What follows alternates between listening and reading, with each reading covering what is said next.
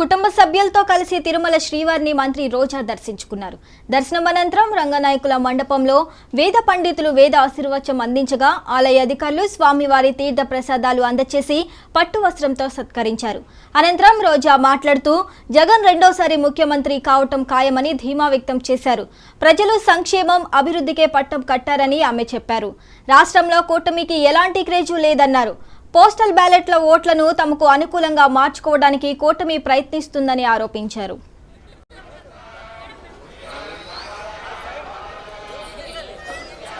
మన కలియుగ దైవం వెంకటేశ్వర స్వామి దర్శనం చేసుకొని ఆశీస్సులు తీసుకొని వెళ్తున్నాను.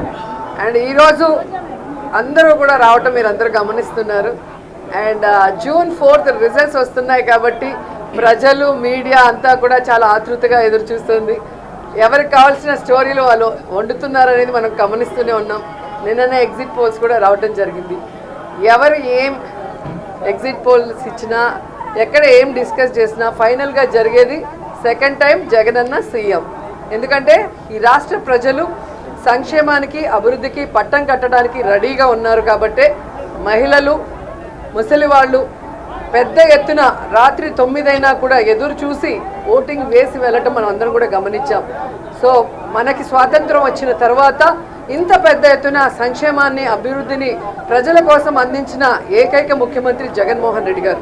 రాష్ట్రం విడిపోయి నష్టాల్లో కష్టాల్లో ఉన్నా కూడా ప్రభుత్వ బాధ్యతగా ప్రజలకి మంచి చేయాలి, రాష్ట్రాన్ని అభివృద్ధి వైపుకు నడిపించాలి అని చిత్తశుద్ధితో పారదర్శక పరిపాలన అందించారు. కాబట్టి ఈరోజు మేమంతా కూడా చాలా కాన్ఫిడెంట్గా ఉన్నామన్న విషయాన్ని మీ అందరికీ తెలియజేసుకుంటున్నాం. ఈరోజు కూటమి కొత్తగా పెట్టుకున్న కూటమి కాదు, ఆల్రెడీ 2014లో పెట్టుకుంది. అప్పుడైతే కొత్త కాంబినేషన్ కాబట్టి ప్రజలు ఎక్స్పెక్ట్ చేసి ఓట్లు వేశారు. కానీ 2014లో అక్కడ ఇక్కడ 2 చోట్ల కూడా కూటమి అధికారంలోకి వచ్చినా కూడా ఈ రాష్ట్రాన్ని సర్వనాశనం చేసింది. కానీ ఈ రాష్ట్రానికి ఇవ్వాల్సినది ఏమీ ఇవ్వలేదు, ఏమీ అభివృద్ధి చేయలేదు అన్నది ఈ రాష్ట్ర ప్రజలు గమనించారు. కాబట్టే ఈరోజు ఆ కూటమికి క్రేజ్ లేదు అనేది మీకు తెలుసు, మాకు తెలుసు. ఖచ్చితంగా ఈరోజు ప్రజలందరూ కూడా గమనించాల్సిన విషయం, వ్యవస్థలు ఏ విధంగా ఈరోజు చంద్రబాబు నాయుడు చేతిలో వాళ్ళు ఇష్టానుసారం చేస్తున్నారో మనం గమనిస్తున్నాం. ఆ విషయాల్ని ఇష్టానుసారం ఎలక్షన్స్ అప్పుడు మార్చేయటం, అలాగే కేసులు పెట్టించడం వైఎస్ఆర్సీపీ నాయకుల మీద. ఇప్పుడు దేశంలో ఎక్కడా లేనటువంటి విధంగా కొత్త రూల్స్తో పోస్టల్ బ్యాలెట్ని ఏ విధంగా వాళ్ళకి అనుకూలంగా మార్చుకోవాలన్న ప్రయత్నం చేస్తున్నారో మనం గమనిస్తున్నాం.